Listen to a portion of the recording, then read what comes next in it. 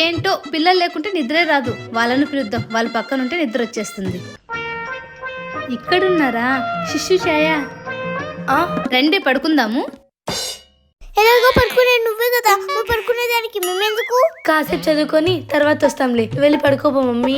ఆ తర్వాత లేదు, ఏం లేదు, రండి పడుకుందాం. నాకు నిద్ర రాదు మీరు పక్కన లేకుంటే. మేల్కున్నప్పుడే ఈ ప్రేమ, నిద్రపోతే ఆ కొడుకొని ఈ కొడుకొని సుతుంది. ఏంది ఛాయ ఏదో అంటున్నావు? లేటు నుక్కుపోయి పడుకుందాం పా అంటుంది. ఇడ శిష్యు, ఇడ ఛాయ.